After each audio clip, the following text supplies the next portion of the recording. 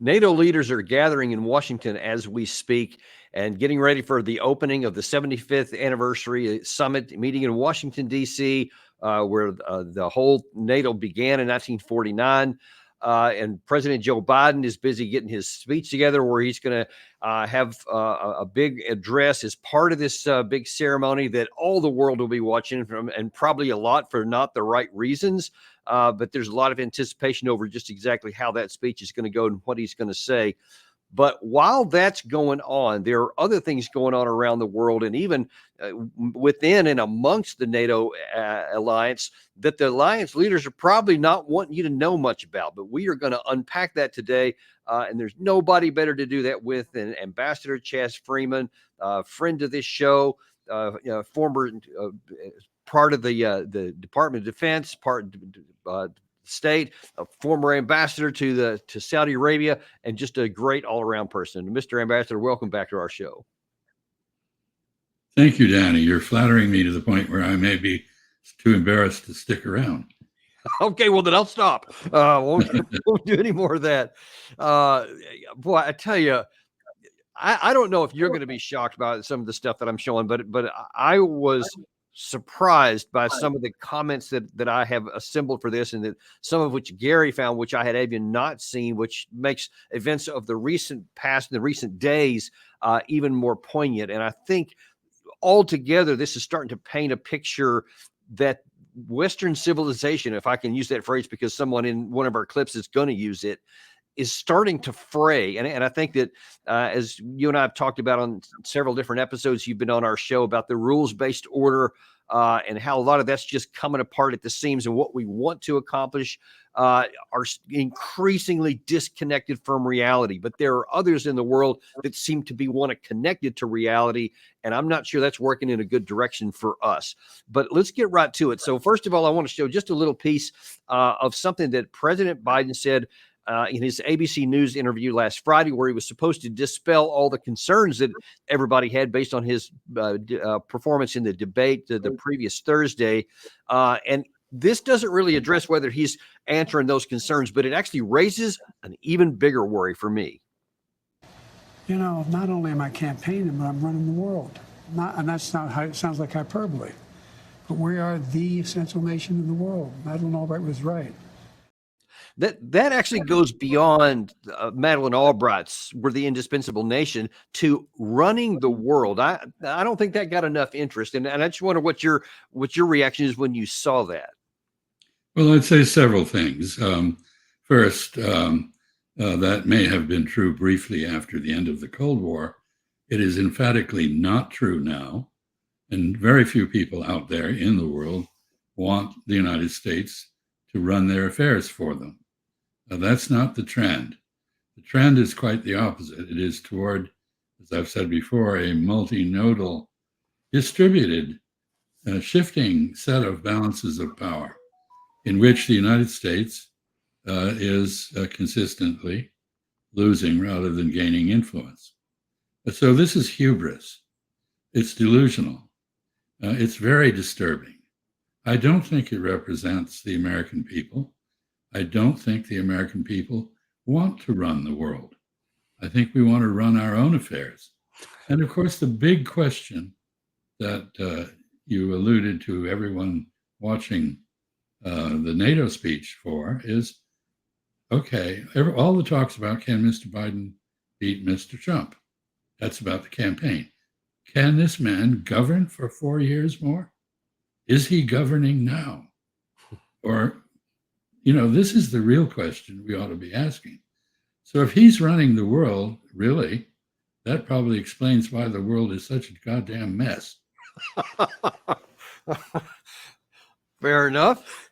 And in fact, one of the statements he made this morning on Morning Joe on MSNBC, I think just kind of highlights, again, more of the delusion in my view. Check this out. Who else do you think could step in here and do this?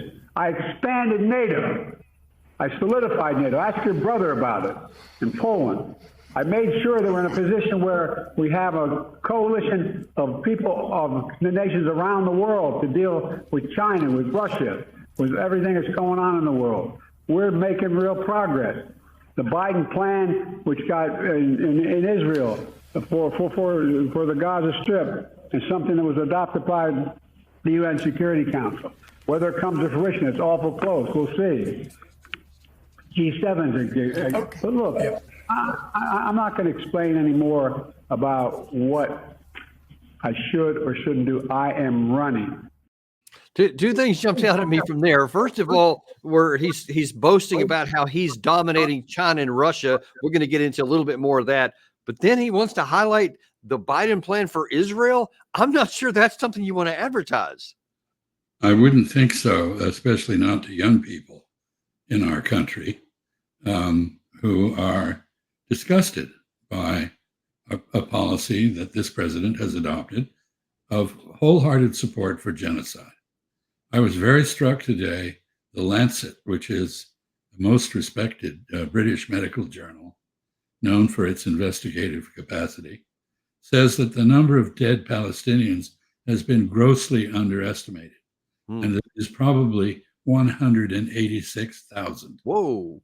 This coming at the same time that the Congress, at the instance of the Israel lobby, is trying to pass a law to ban the use of casualty and death figures put out by the Palestinian Health Ministry, which of course reports to Hamas. Well, it turns out the Palestinian Health Ministry has probably been grossly undercounting the number of dead. That is not a positive talking point for this president. And as for bringing NATO together, he spoke at the very moment that Mr. Orban was back from Moscow and on his way to Beijing, representing quite a trend in NATO of fatigue and desire to end the war.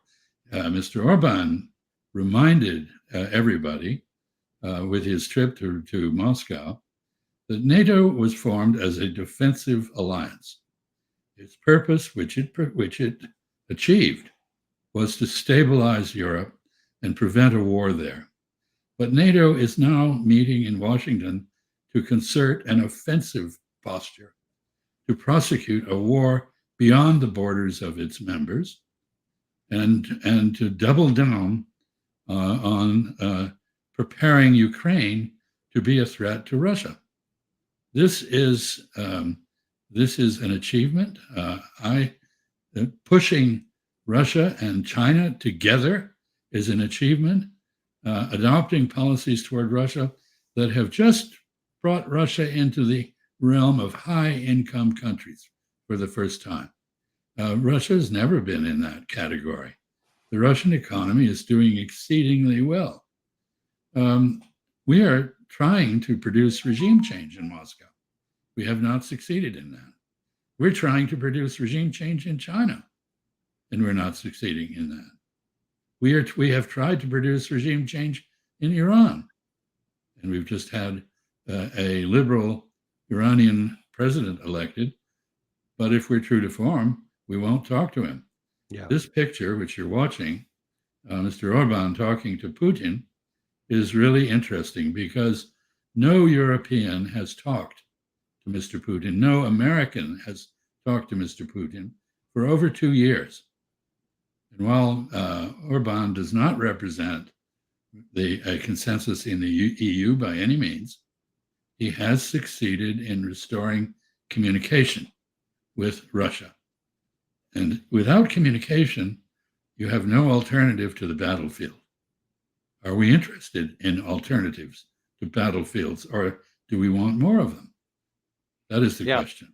And I think that you made a good point here, which I'm going to illustrate in just a second, that there are more people, and while there's not a consensus in either the European Union or NATO right now towards that end, it's growing, and the rift and the divide between NATO is starting to grow. And before I show you some of the things that Orban has been saying here of late, or some of the specific other things that are going on with it, I want to show you something that almost nobody saw here in the United States from this past March that Gary actually found, in which Orban really lays out in extremely graphic terms what's motivating him right now. Check this out. Idén, ha az Úristen is úgy akarja, lezárhatjuk a nyugati civilizáció egy dicstelen korszakát. Lezárhatjuk a progresszív, liberális hegemóniára épülő világrendet. Barátaim, a progresszív, liberális világszellem úgy, ahogy van, elbukott. Háborúkat, káoszt és békétlenséget, összeomló gazdaságot és zűrzavart hozott a világra. Zűrzavart a nemzetközi politikában, elszegényedést a családoknak, romló közbiztonságot az utcákon és a tereken. Furcsa korszak és különös szellem volt ez. Beszéljünk egyenesen, ez a világrend olyan vezetőket termelt ki, akik nem valók vezetőknek, akik alkalmatlanok a feladatra, akik hibára halmoznak, és végül a saját vesztükbe rohannak. Now we can probably debate on who he was talking about there, or who he had in mind when he said Western leaders are failing, but there's a pretty short list and a lot of evidence to support his views. And there have been a very large number of turnovers in elections. The repudiation of leaders, most recently in Britain.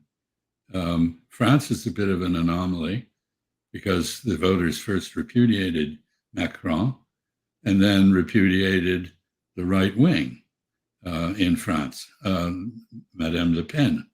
But he has a point, and I think there would be probably a fair number of Americans who agreed with everything he said, which is why we have Donald Trump running apparently successfully for the presidency again. But I mean, I just think it's a bigger issue than some recognize, because it shatters this view of seeming unity among some of the Western leaders that we're running the show, that we're setting the global debate on really anything, that we set the standards, we make the rules, as you refer to sometimes, and yet this shows that there's more and more leaders that are starting to say this is not working. It is not helping us. It's not producing a better world. It's not producing a better country. And he is clearly now with action showing he wants to see a change. I think if you're European and you look at the war in Ukraine, which he does because he's a neighbor of Ukraine, he has issues with Ukraine. Hungary is a country that has been allied with the German Nazis and allied with the Soviet Union, but both cases unwillingly. Mr. Orban is an interesting person. He used to be criticized for being anti-Soviet, anti-Russian. Now he's criticized for being pro-Russian. I don't think he is. I think he's pro-Hungarian and pro-European, and I believe he sees his country, Hungary's, interests as resting with the expansion of peace. He's in NATO. NATO, as I said, was a very successful defensive alliance. I think he would like it to go back to being defensive rather than offensive. And he's joined in this, by the way, with Mr. Fico, the prime minister in Slovakia, who has just emerged from recovery from the assassination attempt that was made on him. So we have a great clamor against these men. Orban, Fico, they're condemned right and left by people who want to continue the war. But those people have no answer to how to end the war. Right. And he does. He's just put himself as the president of the European Union for 6 months in a unique position. He has talked to Mr. Putin. He has talked to Mr. Xi Jinping, who has put forward a set of principles for peace in Eastern Europe that are very hard to object to. He clearly is going to try to use his EU presidency as best he can to promote war termination. Now, you might condemn that. I guess if you're for war, you might condemn it. Gary, I'm gonna go a little bit out of order here. Let's go ahead and play that video. If this is what Orban said earlier today, it's part of a kind of a commercial, so to speak. Has a lot of music in the background, so we kind of stripped that out. But I'll just read some of the text underneath that, because then I'm going to get into the ramifications of why he's doing this and what's happening around that. Gary, if you can roll that. He said, my meeting with Xi Jinping has just ended. Of course, the warring parties have the last word in the war, but the three world powers have a decisive influence: China, the United States, and the European Union. They also influence when this war will end.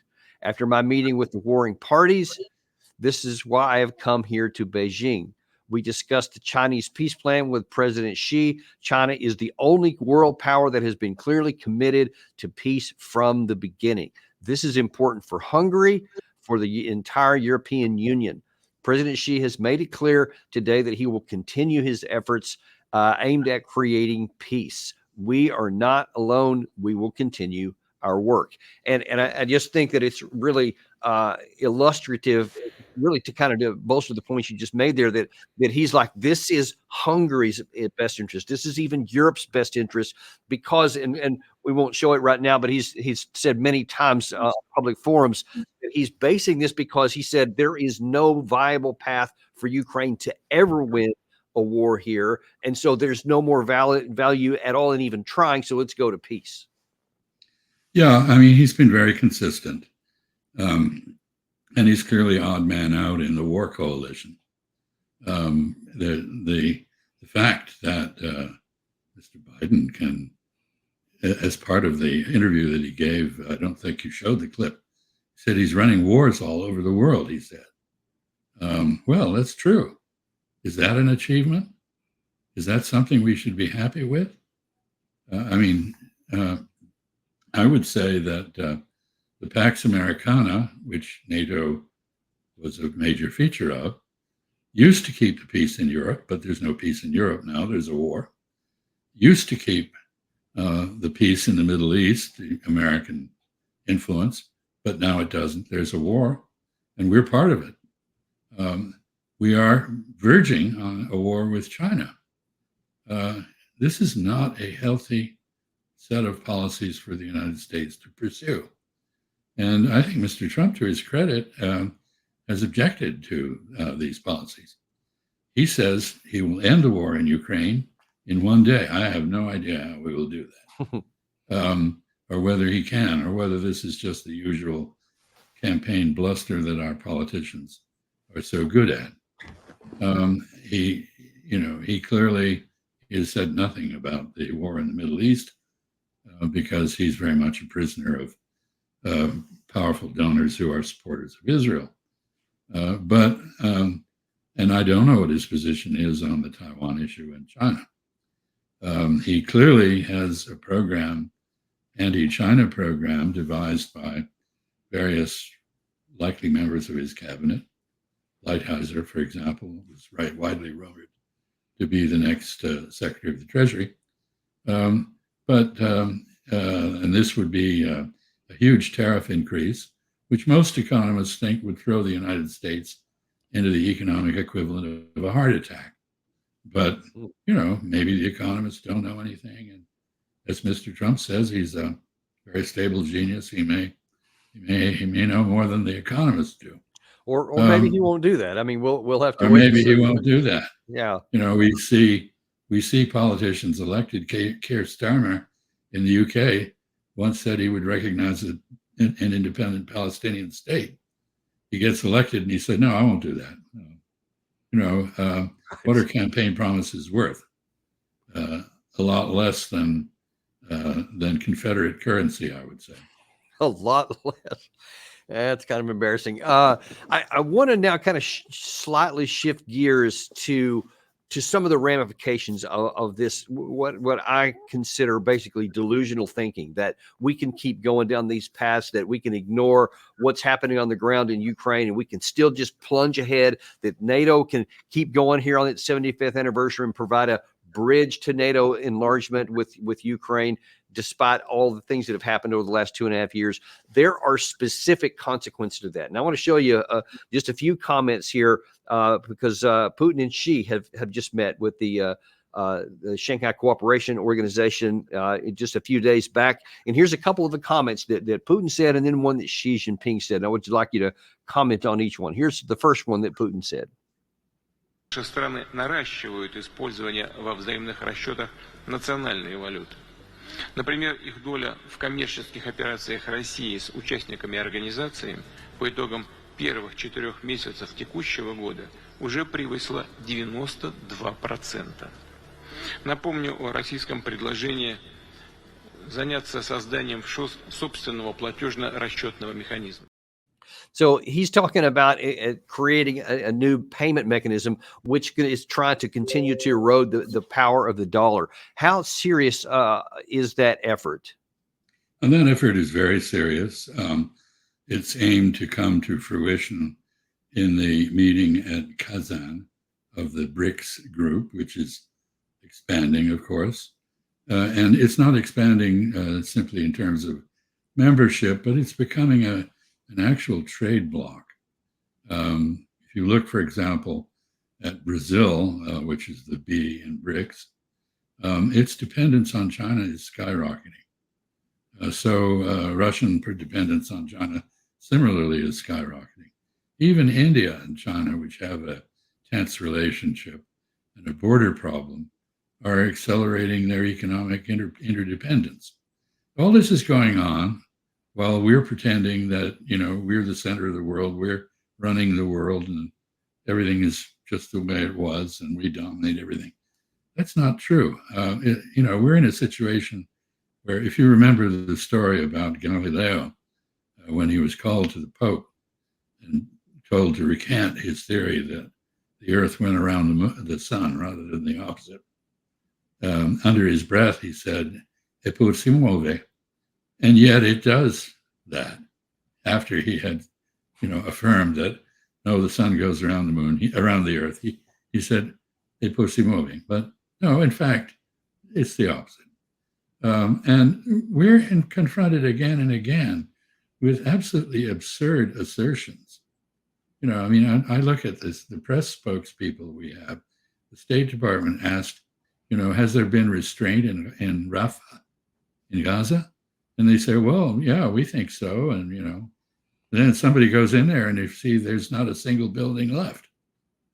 And not any people either, And so we have gained a reputation for gross distortion of the facts.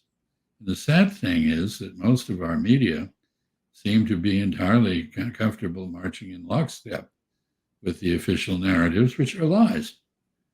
So we have, and I would say Mr. Biden's condition is an example of this. We've been told for 3 years, oh, no, he's sharp as a tack, and he's on top of everything, and so on and so forth. Now we see, I'm familiar, I did presidential advances and advancing trips by presidents in the past, so I know that they're very carefully choreographed. But there's just been a story, I think it was in Axios, showing the cards that Biden gets before he goes to onto a stage. Photos of, how you get to the dais and where the door is and where the podium is and so forth. This wouldn't be necessary for somebody who was in decent condition. So, yeah, there's the story in the Telegraph. I think what is happening is perhaps not quite as extreme as Mr. Orban says in terms of the collapse of Western civilization, but maybe there's something to that. And I'm reminded, by the way, of the wonderful comment that Mahatma Gandhi made when he arrived in London, and he was asked what he thought of Western civilization. And he said he thought it would be a good idea. Yeah, as opposed to what he saw. Okay, moving on to the next one here, because this is kind of expanding on something you also alluded to a little bit here with both the SCO and with the BRICS and where that's going. But Putin is talking about how they're expressly looking to create a new multipolar order. Here's what he said. Стал реальностью. Ширится круг государств, выступающих за справедливое мироустройство и готовых решительно отстаивать свои законные права и защищать традиционные ценности. Появляются и укрепляются новые центры силы и экономического роста. Убеждены, что Шанхайская организация сотрудничества наряду с БРИКС являются основными опорами на рождающегося нового мировопорядка. So he's talking about the emerging global order. And now that, as you say, and I wonder if you could actually expand a little bit on that, on what's supposed to happen. I think it's in October with the BRICS. How significant is that? And how is that going to shift the balance of economic power? Well, to begin with, the BRICS meeting in Kazan, which is a Muslim part of Russia, is probably going to be attended by 100 different countries. That is, countries that are interested in either joining the BRICS or coordinating with it. What was the BRICS in the beginning? It was basically a protest movement against American hegemony. It's grown into something much bigger than that. And so this is a very significant meeting, even if they don't manage to put together the alternative currency trade settlement arrangements that they are aiming to do. There's increasing talk, by the way, that the Shanghai Cooperation Organization, SCO, and the BRICS will merge down the way. And Mr. Putin has talked about a Eurasia-wide cooperative security system, something that would unite everything from Portugal to Korea in a single framework dedicated to keeping the peace within that space. This is multilateral. I would say it's multinodal, multipolar if you want. As you know, I don't like polar because it's basically a line between 2 points. And the geometry is now a lot more complicated than that, as the cast of characters that was listening or sleeping through Mr. Putin's talk illustrates. So I think we're seeing the emergence of a world in which there's no automatic deference to our will anymore. And there isn't even that among our allies, as we've discussed before. I want to show you something because it's kind of an intersection here. Something that Biden said a little while back about what he wants to accomplish. And on one of his more lucid moments, he said with a lot of gusto, this. We don't walk away from our allies. We stand with them. We don't let tyrants win. We oppose them. We don't merely watch global events unfold. We shape them. That's what it means to be the indispensable nation. That's what it means to be the world's superpower and the world's leading democracy. So in light of what that image there that Gary just showed about the BRICS that's coming up and about how many you mentioned that could potentially up to 100 nations could at least be participating in some form, that doesn't seem like you're shaping events, or if it does, it's shaping in a way that's not good for our side. Well, there are international reactions to what is perceived to be very outrageous behavior by the United States, starting in Gaza, but also embracing Ukraine. Let's remember that while Europeans have been fairly united in support of Ukraine, not entirely, but fairly united, they have been separated from the rest of the world. The rest of the world, 4/5 of the world that isn't in our sphere, is dissents. They don't follow us. So if you're a leader and nobody follows you, what kind of leadership is that? Yeah, are you actually leading anything? By definition, the answer would seem to be no. But okay, so that was Vladimir Putin. On the other side of that meeting, there was Xi Jinping, who added this. 当前，双方正在全面落实我们达成的各项共识，推动两国各领域合作沿着既定轨道稳步前进。面对变乱交织的国际形势和外部环境，双方要继续秉持世代友好的初心，坚守造福人民的恒心，不断涵养中俄关系的独特价值，挖掘两国合作的内生动力，为维护两国正当权益、捍卫国际关系基本准则做出努力。So if I could back it up to prior to the Russia-Ukraine war, Russia and China had been getting closer, but they maybe were like this. Now it seems like it's getting closer and closer, and our actions keep pushing them closer together. I wonder if you could talk a little bit about the motivations of China, what they want to get, what they're exploiting, and where they want to carry this relation in terms of its countering American actions. Well, this Chinese government is no different in many respects from the previous 4,000 years of Chinese governments. They all look to establish peace on their borders. They don't want enemies on their borders. We shouldn't either. Russia and China have an enormously long border, and they have a very tangled history, as we've discussed before, including a lot of fighting. And the Chinese definitely want to be on the good side of Russia. And also Russia has a lot to contribute to China. It is a storehouse, a treasure house of natural resources.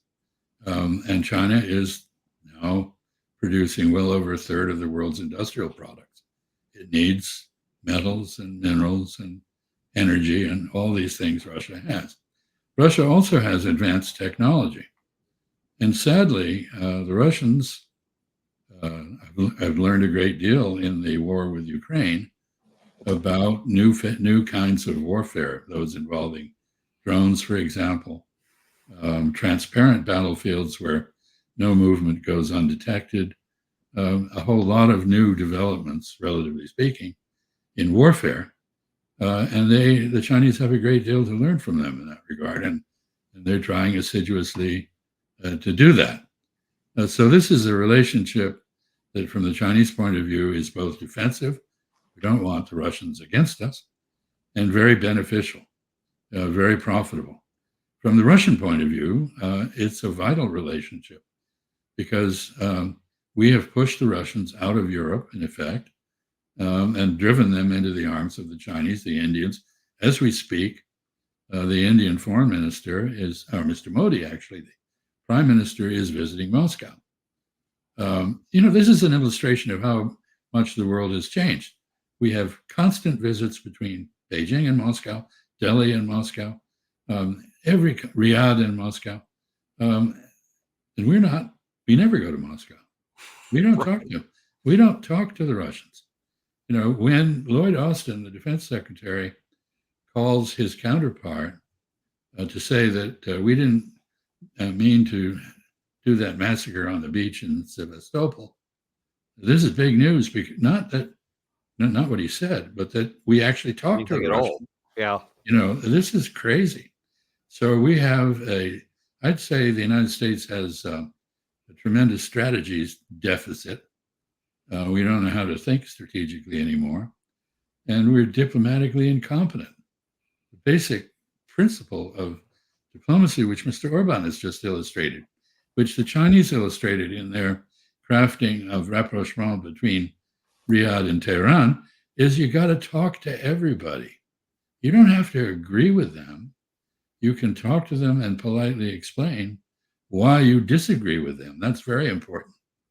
But you have to show them respect, because when it comes down to the moment where you need them, and you always do at some point, if you have a terrible relationship, they're not going to lift a finger to help you. And they won't even listen to you. And we're at the point where we have a Secretary of State who listens to no one and lectures everybody. And a president who doesn't communicate with the people we're fighting with, and therefore has no plan to end the fighting.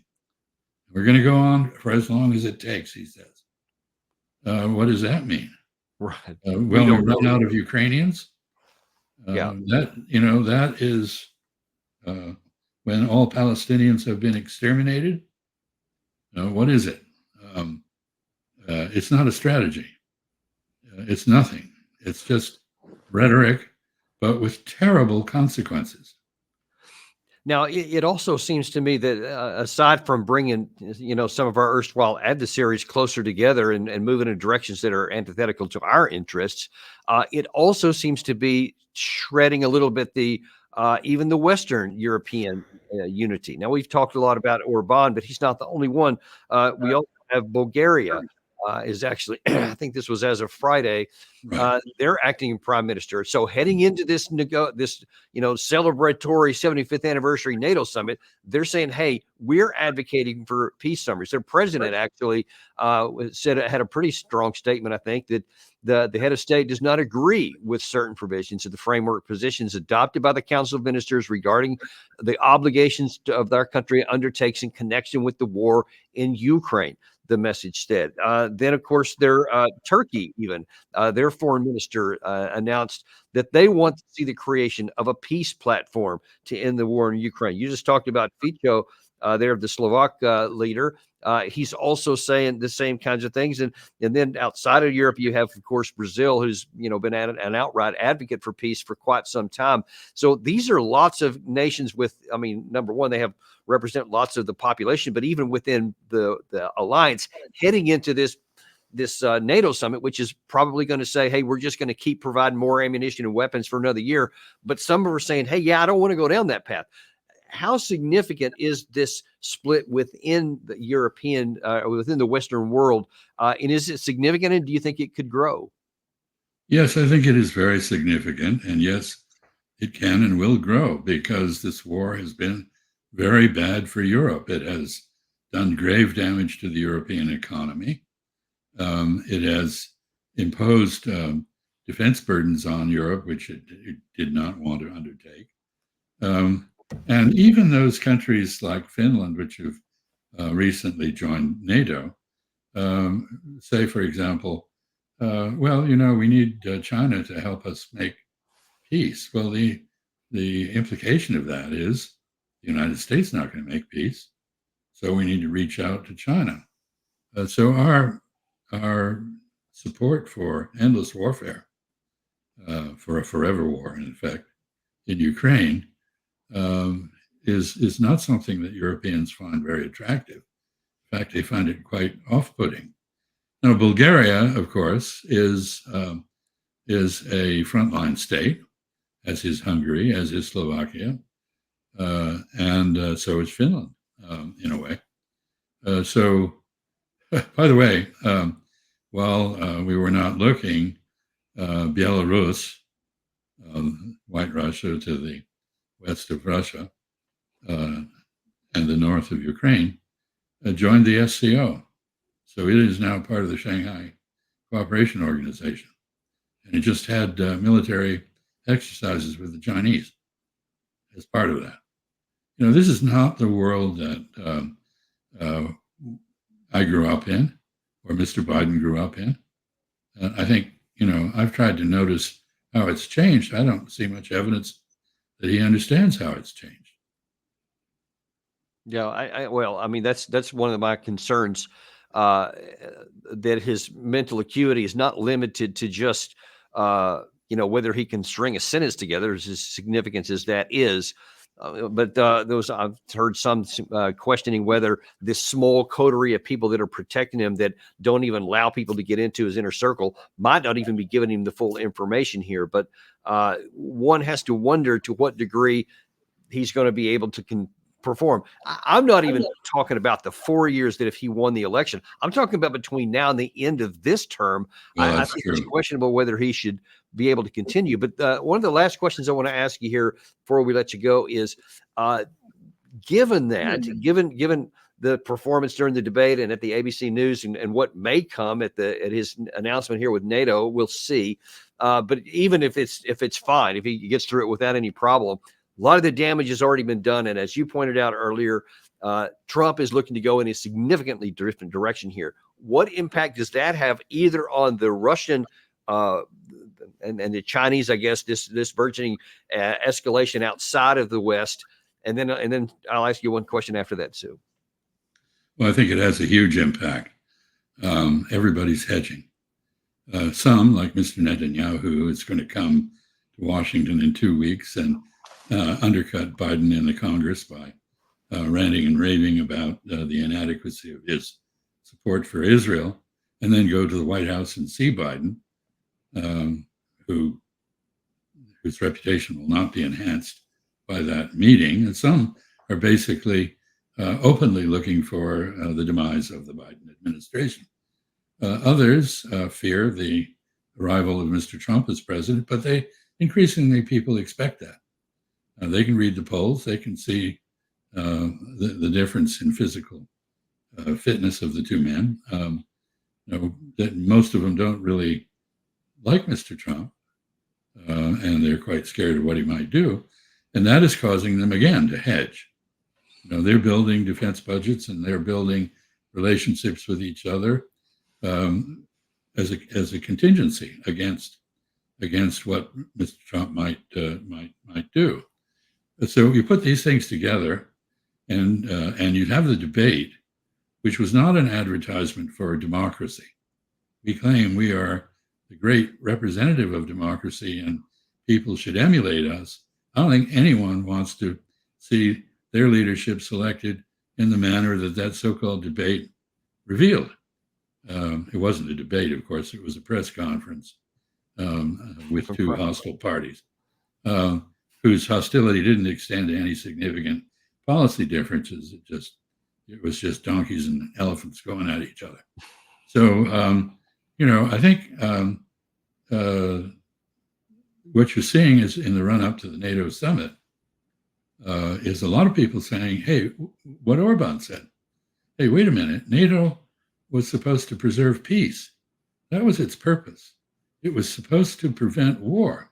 What's it doing gearing up to put an office in Kyiv to help the Ukrainians in a bridge to get into NATO and basically continue the war, but make it direct between NATO and Russia rather than a proxy war? What's all that about? And who's thinking about how to end this war? And his answer is, I, Orban, am. And I have a few other people who are also thinking about this, and I hope there will be more. So he's going to use his position as president of the European Union to advocate peace and to try to be an intermediary between the warring parties. That's what he said in Beijing. Yeah, I think he's taking a lot of risk by doing this. He's really putting his reputation, credibility on the line by taking risks, because it's obviously angering many in the European Union who have been unafraid to call him out for you don't represent us, etc. But I think that he's hedging also, that he sees where this is going. And he's think that he's probably going to end up on the right side of history here, especially when you compare that with here's what Biden says about how he thinks we're viewed around the world. The idea that somehow we are this failing country. I never heard a president talk like this before. We're the envy of the world. Name me a single major country president who wouldn't trade places with the United States of America for all our problems and all our opportunities. We're the most progressive country in the world in getting things done. We're the strongest country in the world. We're a country in the world who keeps our word, and everybody trusts us, all of our allies, and those who he coddles up to, from Kim Jong-un, he sends love letters to, and Putin, etc. They don't want to screw around with us. Everybody respects us, and nobody wants to screw around with us. I'm not sure that that's being held up by the evidence. Doesn't seem quite accurate to me, and it's frightening in the sense that you can't screw around with reality. Maybe nobody wants to screw with the United States because we seem to be unabashed about killing a lot of people. But really, the dysfunctional Congress, the Supreme Court that's off the rails, the president who's feeble, the border that's not closed, the wars that have no end, the basic dysfunction of our system, the sense that we're in a constitutional crisis and that we keep our word. Really? Tell that to the Russians about NATO enlargement. And tell that to the Chinese about the Taiwan question. Tell that to the Iranians about the nuclear deal. Tell that to anyone about arms control agreements that we repudiated. I think this is just, it's sad, and it's very dangerous. Wow, that's quite a damning list that you put there, and that's just something right off the cuff. Well, we're going to have to just wait and see how this comes out. I'm going to be, like everybody else, really interested in see how Biden's performance goes at his speech, reading off a teleprompter. We'll see whether he can even do that, because he's good at the teleprompter. But let me make one final point. Sure. He's absolutely right about the fundamentals of the United States. Nobody would trade places with trade their position, our position, their position for ours. Why? We have two wide oceans on either side of us. We have neighbors who are either cowed like the Mexicans or super polite like the Canadians, pose no threat to us. We have a very large economy. We have a remarkably diverse population. We have a long history of self-improvement. All that's true, but that's not we're not taking advantage of those characteristics. Yeah, there's to maintain our reputation at present. Yeah, there's a whole lot of other things that we can do, and let's pray to God we don't squander all of these things by continuing going down a bad road. Well, listen, we really appreciate you. Really do appreciate you to casting some light on some of these things today and giving us a deeper understanding of how these things fit together. We really appreciate you coming on today, Mr. Ambassador. Thanks, Danny. And we thank you guys for joining us too. I ask you to stick with us. We got another really good show for you tomorrow. Larry Johnson's going to be back, one of our favorite folks we have here on Daniel Davis Deep Dive, former CIA analyst. We're going to be unpacking some things, probably a lot of whatever comes out of this NATO summit and any of these further actions that come out of the Orban's visits to China or some of these other places. Not going to want to miss that. Be sure to like and subscribe, and we'll see you tomorrow on the Daniel Davis Deep Dive.